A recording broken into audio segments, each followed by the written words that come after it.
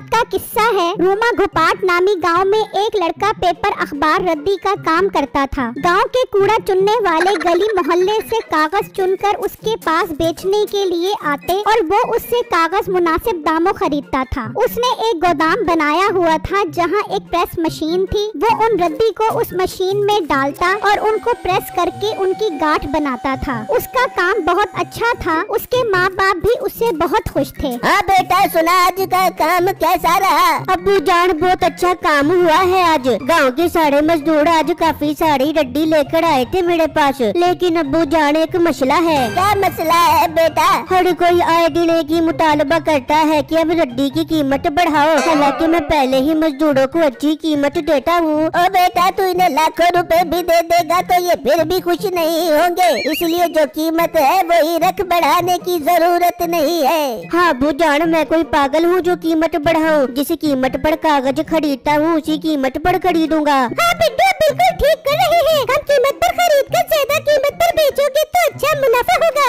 उसी गांव में मीठे नाम का लड़का अपनी बीवी नसीबो कैंची के साथ रहता था। ओ बेगम, जल्दी हाथ चला। क्या मिन मिन करके मरीजों की तरह नाश्ता बना रही है? तुझे पता नहीं है मैंने काम पर भी जाना है। मीठा बना रही हूँ, काम की बात तो ऐसे कर रहे जैसे तूने पेंट कोट पेड़ के ऑफिस जाना है। अपनी शक्ल देख, मोहल्ले की गली कूद जैसे जाके कूड़ा उठाता है और भरी बरादरी में मेरी नाक कटवाता है। ओ मोटी नाक वाली औरत, ये जो तू भर भर के अपने मुंह में खाने ठूसती है ये उसी कमाई के पैसों से आते हैं। उस वक्त तो तेरी नाक नहीं कटती। मीठे, ज्यादा तो मेरे मुंह न लग। नाश्ता कर, चल मोहल्ले से जाके कूड़ा उठा।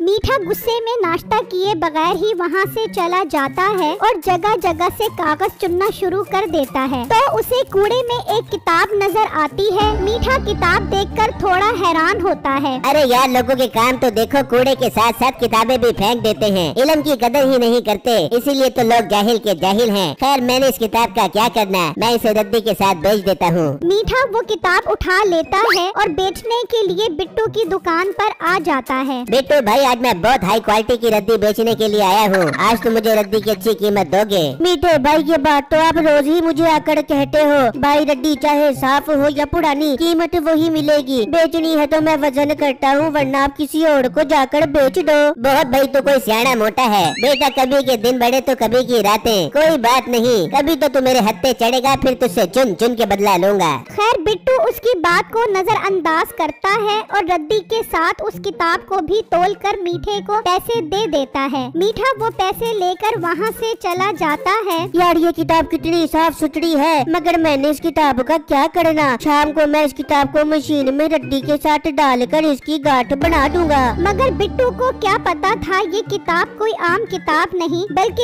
ये किताब एक जादूगर की किताब है जो उसके चेले ने गलती से फेंक दी थी। तेरे अंदर अकल ही नहीं है, तूने किताब मेरे से पूछे बगैर ही फेंक दी। उसमें मेरा सारा जादू लिखा हुआ था। मालिक, मुझे नहीं पता था। मैं तो समझा था वो किताब किसी काम की नहीं है, इसलिए मैंने वो किताब रद्दी के साथ फेंक दी। अकल, उसके बगैर मेरा सारा जादू बेकार है। कहाँ है वो किताब? जाकर ढूंढ कर आओ। ठीक है मालिक, मैंने किताब कूड़े में फेंकी थी, मैं जाकर उठा कर आता हूँ। उसके दोनों मुलाजिम निकलते हैं और उसी जगह पर आकर देखते हैं। यार, किताब तो मैंने यहाँ पर फेंकी थी, मगर वो किताब यहाँ मौजूद ही नहीं है। इसका मतलब कोई किताब उठा कर ले गया है। अब हम क्या करेंगे, कहाँ से ढूंढे?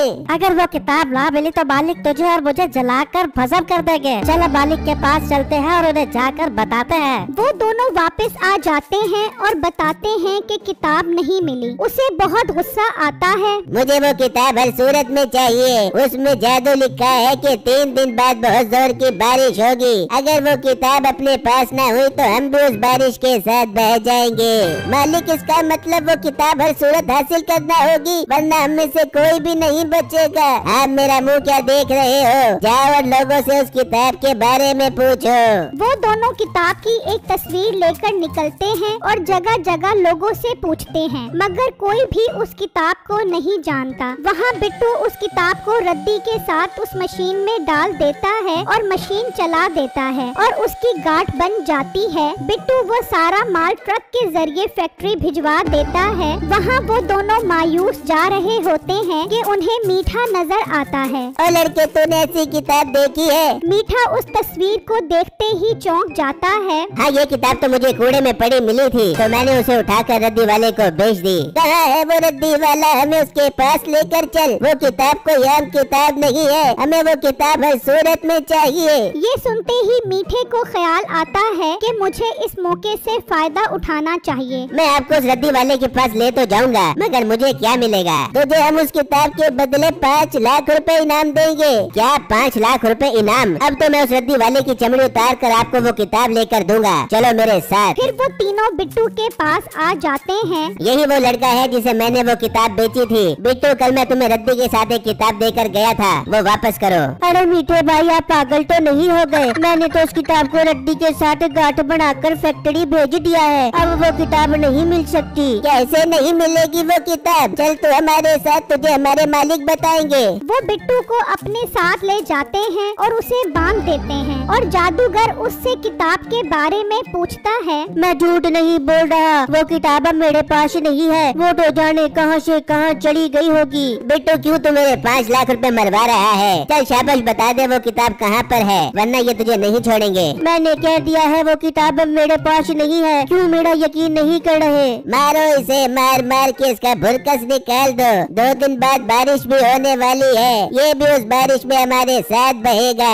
वो बिट्टू को इतना मारते हैं कि उसे मार मार के अधमरा कर देते हैं। मुझे मत मारो, मुझसे अब और तकलीफ बर्दाश्त नहीं हो रही। मैं आपको वो किताब ढूंढ कर ला कर देता हूँ, चाहे मुझे उसके लिए फैक्ट्री ही क्यों न जाना पड़े। लड़के, अब हमारे पास सिर्फ 2 दिन है। 2 दिन बाद बहुत जोर की बारिश होगी। उस किताब में जादू लिखा है जिससे हम उस बारिश से बच सकते हैं। तेरे पास 2 दिन है, वो किताब लेकर आ। बिट्टू वहाँ से निकलता है और गोदाम में आ जाता है। अब मैं वो किताब कहाँ से ढूंढूं? वो तो मैंने इस मशीन में डाल दी थी, पता नहीं अब वो किताब कहाँ से कहाँ चली गई होगी। बिट्टू थोड़ा आगे बढ़ता है और उस मशीन में देखता है तो वहाँ वो किताब एक कोने में पड़ी होती है। बिट्टू ये देखकर खुश हो जाता है और उस किताब को उठा लेता है। शुक्र है मुझे ये किताब मिल गई। मैं इस किताब को पढ़ता हूँ, आखिर इसमें ऐसा कौन सा जादू लिखा है। बिट्टू उस किताब को पढ़ने लग जाता है। जिस दिन पूरा चांद होगा उसके अगले दिन बहुत जोर की बारिश शुरू हो जाएगी, जिससे सब कुछ बह जाएगा। ये मंत्र पढ़ने से कागज का घर बन जाएगा जिस पर बारिश असर नहीं करेगी। उस घर पर जो जो सवार होगा वो उस बारिश से महफूज रहेगा। बिट्टू ये पढ़कर खुश हो जाता है। यार ये तो बहुत जबरदस्त मंत्र है। मैं ये मंत्र पढ़कर एक कागज का घर बना लेता हूँ, लेकिन जादूगर को अब मैं नहीं छोड़ूंगा, उसने मुझे बहुत मारा है। बिट्टू उस किताब में लिखा हुआ मंत्र पढ़ता है तो वहाँ एक कागज का घर आ जाता है। वो उसे घसीटकर एक दरिया के किनारे पर ले आता है और अपने घर वालों को उस बारिश के बारे में बताता है। क्या बिट्टू, इस तरह तो हम सब इस बारिश में मर जाएंगे? नहीं, मैंने एक जादुई कागज का घर बना लिया है, हम सब उस पर चढ़ जाएंगे, हमें कुछ नहीं होगा। इस तरह 2 दिन भी गुजर जाते हैं और हल्की हल्की बारिश भी शुरू हो जाती है। वो लड़का अभी तक आया नहीं, बारिश भी शुरू हो गई है। इससे पहले कि बारिश तेज हो, वो किताब बहुत जरूरी है। मालिक, वो लड़का आने वाला होगा, उसने 2 दिन का कहा था। नहीं, तुम जाओ उसे लेकर आओ। फिर वो तीनों बारिश में बिट्टू से वो किताब लेने के लिए निकल जाते हैं। वहाँ बिट्टू अपनी फैमिली को दरिया के किनारे उस कागज की घर की तरफ ले जा रहा होता है कि जादूगर के मुलाजिम उसे रास्ते में मिल जाते हैं। कहाँ भाग रहे हो तुम, और किताब कहाँ है? भाई साहब, वो किताब मुझे मिल गई है, आप जादूगर भाई को लेकर दरिया पर पहुँचो, वो किताब मैं आपको वहीं पर देता हूँ। ये सब सुनकर वो खुश हो जाते हैं और वापस जादूगर के पास पहुँच जाते हैं। मालिक, किताब मिल गई है, उस लड़के ने हमें दरिया पर बुलाया है। बहुत अच्छी बात है, टाइम जाया मत करो, इससे पहले कि बारिश तेज हो जाए। दरिया पर चलो। वो सब जब दरिया पर पहुँचते हैं तो बिट्टू अपनी फैमिली के साथ उस कागज के घर पर सवार होता है। बिट्टू, तुम इस कागज के घर पर क्या कर रहे हो? लाओ किताब हमें दे दो। मैं पागल हूँ जो ये किताब तुम्हें दे दूँ? इस किताब से ही तो मैंने ये कागज का घर बनाया है ताकि हम इस तूफानी बारिश से महफूज रहे। ये तुम क्या बकवास कर रहे हो? किताब हमें दे दो, इससे पहले कि बारिश तेज हो हो जाए। होने दो तेज बारिश, तुम्हें इसकी सजा मिलनी चाहिए। फिर बारिश इतनी तेज होती है कि वो सब उसमें डूब जाते हैं और उनका काम तमाम हो जाता है। जादूगर के मरते ही बारिश रुक जाती है और बिट्टू अपनी फैमिली समेत घर वापस